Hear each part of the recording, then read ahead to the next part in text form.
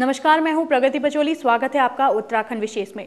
उत्तराखंड विधानसभा को अनिश्चितकाल के लिए स्थगित कर दिया गया है, लेकिन भाजपा का हंगामा और सदन से वॉकआउट भी खासा चर्चाओं में रहा। भले ही भाजपा कांग्रेस सरकार से सदन में बहुमत साबित करने की मांग कर रही हो, लेकिन कुर्सी तो सदन के भीतर नेता प्रतिपक्ष की भी खाली है। पेश है एक रिपोर्ट।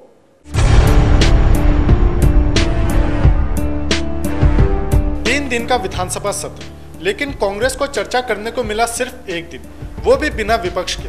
मुख्य विपक्षी दल भाजपा सत्र के पहले ही दिन से मुख्यमंत्री से सदन के भीतर बहुमत साबित करने की मांग करता आ रहा था, जिसको सत्र के अंतिम दिन मुख्यमंत्री ने माना भी, लेकिन गुप्त मतदान न कराने के चलते भाजपा ने सदन का बहिष्कार कर दिया, जिसके बाद बिना विपक्ष के सदन की कार्यवाही को आगे बढ़ाया गया।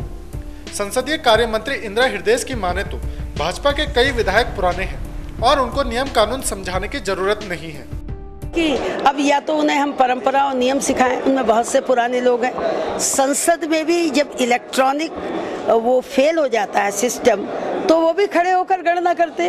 अरे खड़े होकर लोग गणना हो रही है, कहीं चले तो नहीं गए, छुप नहीं गए, जिनकी संख्या गिन ली गई। अब भाजपा खुद क्या चाहती, नए नियम बनाना चाहती है, तो उससे न नियमावली बाध्य है, ना संविधान की कोई व्यवस्था है, ना परंपराओं की व्यवस्था है। वो कोई नई व्यवस्था बनाना चाहते हैं तो उन्हें मुबारक हो। 39 विधायकों के साथ चली सदन की कार्यवाही में सरकार ने 4 महीनों के लेखानुदान पर स्वीकृति के साथ ही राज्यपाल के अभिभाषण पर धन्यवाद प्रकट किया। भाजपा भले ही अंतिम समय तक उम्मीद लगाए बैठी रही होगी बहुमत उसके पक्ष में जाएगा, लेकिन कांग्रेस का गठबंधन खुलकर नजर आया।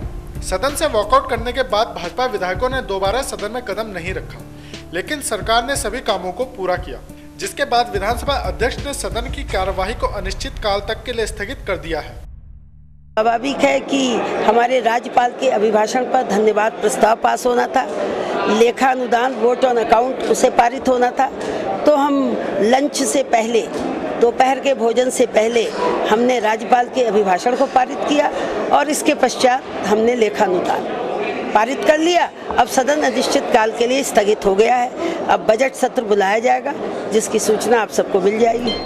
भाजपा का वॉकआउट और कांग्रेस का बहुमत दोनों ही सदन के भीतर एक साथ नजर आए। लेखानुदान, राज्यपाल अभिभाषण पर धन्यवाद प्रकट करने के साथ ही सरकार ने सत्र की कार्यवाही को बखूबी अंजाम दिया। अब देखना होगा कि सदन में पक्ष से 2-2 हाथ कर चुका विपक्ष आगे कितने प्रभावी ढंग से अपनी लड़ाई को जारी रखता है। सौभाग्य मिथिला उत्तराखंड के लिए देहरादून से कैमरामैन मनोज जाड़ा के साथ अजीत काम्बोज की रिपोर्ट।